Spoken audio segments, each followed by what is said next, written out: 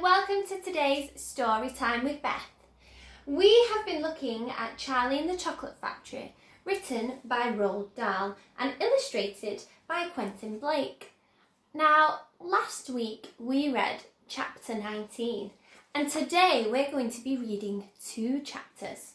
So let's get started with chapter 20 and see what this thing was that Willy Wonka was so proud of. Chapter 20, The Great Gum Machine. Mr. Wonka led the party over to a gigantic machine that stood in the very centre of the inventing room. It was a mountain of gleaming metal that towered high above the children and their parents. Out of the very top of it, there sprouted hundreds and hundreds of thin glass tubes. And the glass tubes all curled downwards and came together in a bunch and hung suspended over an enormous round tub as big as a bath. "Here we go!" cried Mr. Wonka, and he pressed 3 different buttons on the side of the machine. A second later, a mighty rumbling sound came from inside it, and the whole machine began to shake most frighteningly, and steam began hissing out of it all over. And then suddenly the watchers noticed that runny stuff was pouring down the insides of all the hundreds of little glass tubes and squirting out into the great tub below. And in every single tube, the runny stuff was of a different colour, so that all the colours of the rainbow, and many others as well, came sloshing and splashing into the tub. It was a lovely sight. And when the tub was nearly full, Mr. Wonka pressed another button, and immediately the runny stuff disappeared, and a whizzing, whirring noise took its place. And then a giant whizzer started whizzing round inside the enormous tub, mixing up all the different coloured liquids, like an ice cream soda. Gradually, the mixture began to froth. It became frothier and frothier, and it turned from blue to white to green to brown to yellow, and then back to blue again. "Watch!" said Mr. Wonka. Click went the machine, and the whizzer stopped whizzing. And now there came a sort of sucking noise, and very quickly all the blue frothy mixture in the huge basin was sucked back into the stomach of the machine. There was a moment of silence. Then a few queer rumblings were heard. Then silence again. Then suddenly the machine let out a monstrous, mighty groan, and at the same moment a tiny drawer, no bigger than the drawer in a slot machine, popped out of the side of the machine, and in the drawer there lay something so small and thin and grey that everyone thought it must be a mistake. The thing looked like a little strip of grey cardboard. The children and their parents stared at the little grey strip lying in the drawer. "You mean that's all?" said Mike TV, disgusted. "That's all," answered Mr. Wonka, gazing proudly at the result. "Don't you know what it is?" There was a pause. Then suddenly Violet Beauregard, the silly gum-chewing girl, let out a yell of excitement. "By gum! It's gum!" she shrieked. "It's a stick of chewing gum!" "Right you are!" cried Mr. Wonka, slapping Violet hard on the back. "It's a stick of gum! It's a stick of the most amazing and fabulous and sensational gum in the world." Chapter 21. Goodbye, Violet. "This gum," Mr. Wonka went on, "is my latest, my greatest, my most fascinating invention. It's a chewing gum meal. It's that tiny little strip of gum lying there is a whole 3-course dinner all by itself. What sort of nonsense is this? Said one of the fathers. My dear sir, cried Mr. Wonka, when I start selling this gum in the shops, it will change everything.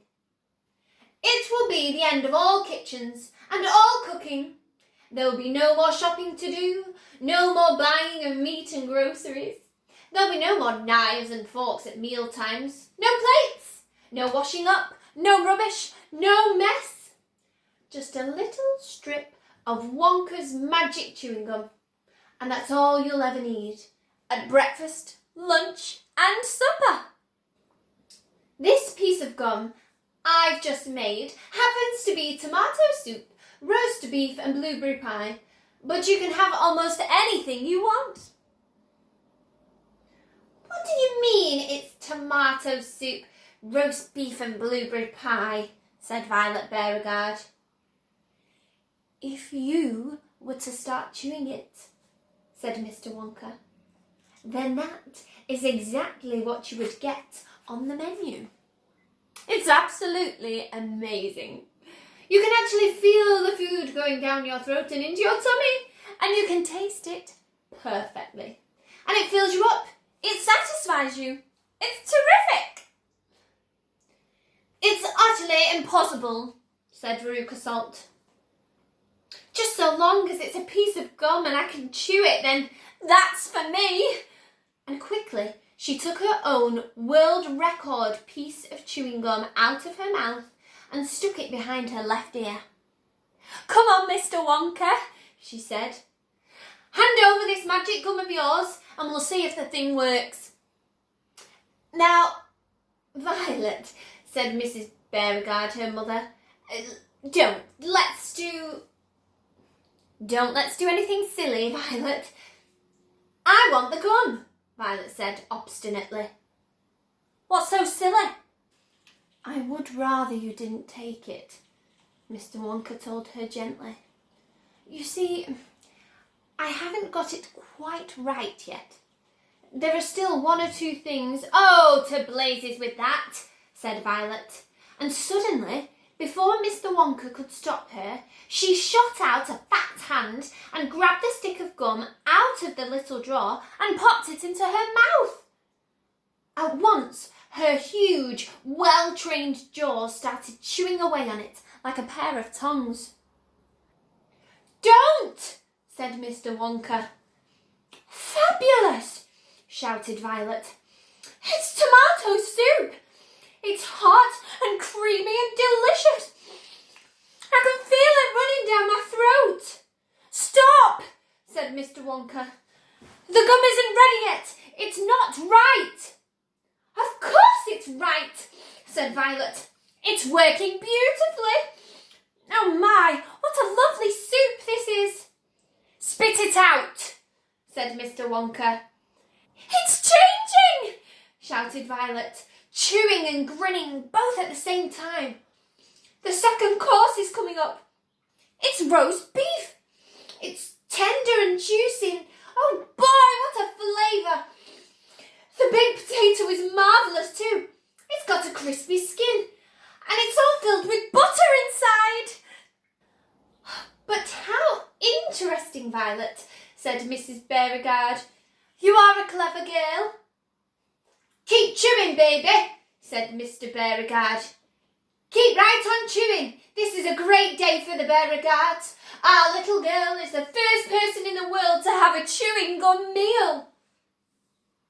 Everybody was watching Violet Beauregard as she stood there chewing this extraordinary gum. Little Charlie Bucket was staring at her, absolutely spellbound, watching her huge rubbery lips as they pressed and unpressed with the chewing. And Grandpa Joe stood beside him, gaping at the girl. Mr. Wonka was wringing his hands and saying, "No, no, no, no, no! It isn't ready for eating! It isn't right! You mustn't do it!" "Blueberry pie and cream!" shouted Violet. "Here it comes! Oh my! It's perfect! It's beautiful! It's exactly as though I'm swallowing it. It's as though I'm chewing and swallowing great big spoonfuls of the most marvellous blueberry pie in the world." "Good heavens, girl!" shrieked Mrs. Beauregard, suddenly staring at Violet.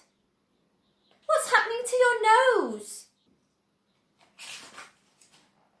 "Oh, be quiet, Mother, and let me finish," said Violet. "It's turning blue!" screamed Mrs. Beauregard. "Your nose is turning as blue as a blueberry." "Your mother is right," shouted Mr. Beauregard. "Your whole nose has gone purple." "What do you mean?" said Violet, still chewing away. "Your cheeks!" screamed Mrs. Beauregard. "They're turning blue as well. So is your chin. Your whole face is turning blue." "Spit that gum out at once," ordered Mr. Beauregard. "Mercy, save us!" yelled Mrs. Beauregard. "The girl's going blue and purple all over. Even her hair is changing colour. Violet! You're turning violet, Violet! What is happening to you?" "I told you I hadn't quite got it right," sighed Mr. Wonka, shaking his head sadly. "I'll say you haven't," cried Mrs. Beauregard. "Just look at the girl now." Everybody was staring at Violet. And what a terrible, peculiar sight she was. Her face and hands and legs and neck, in fact, the skin all over her body, as well as her great big mop of curly hair, had turned a brilliant purplish blue, the colour of blueberry juice.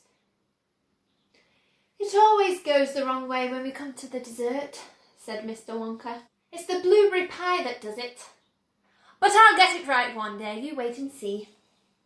"Violet!" screamed Mrs. Beauregard. "You're swelling up!" "I feel sick," Violet said. "You're swelling up!" screamed Mrs. Beauregard again.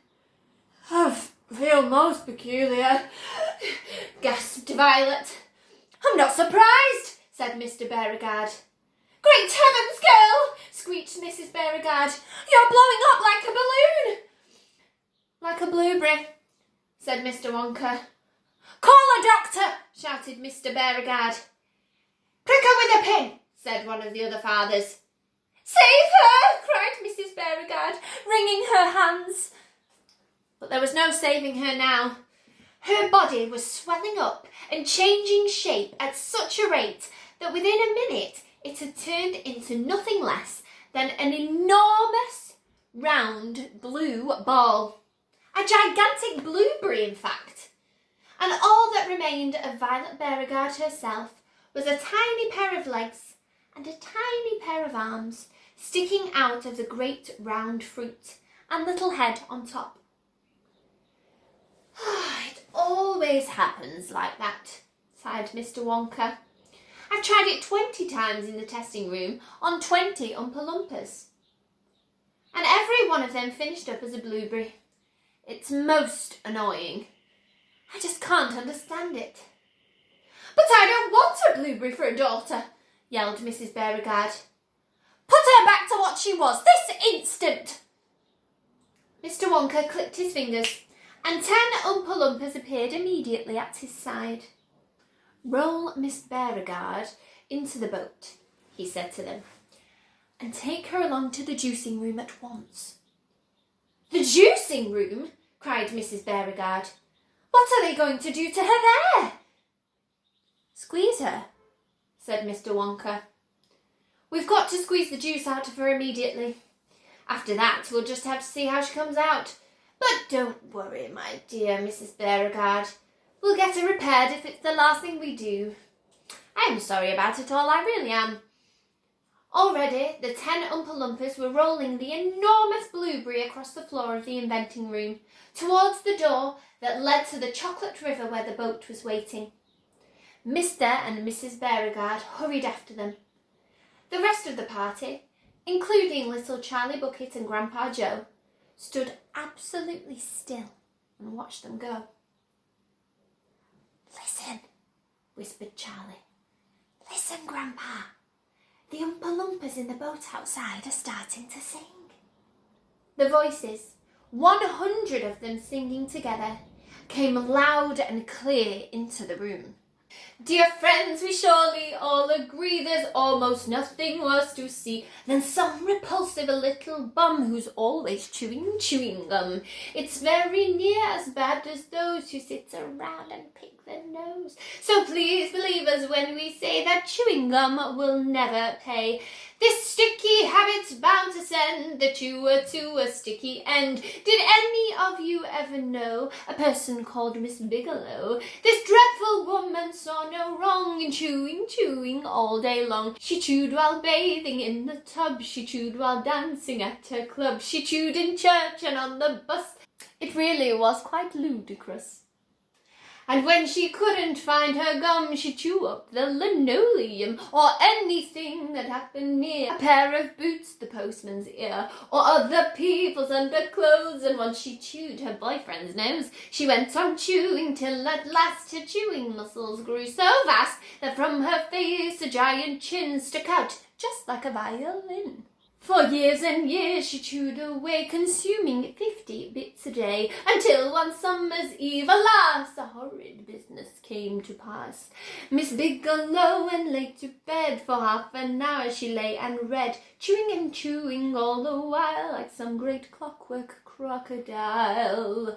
At last she put her gum away upon a special little tray and settled back and went to sleep. She managed this by counting sheep. But now how strange, although she slept, those massive jaws of hers still kept on chewing through the night, even with nothing there to bite.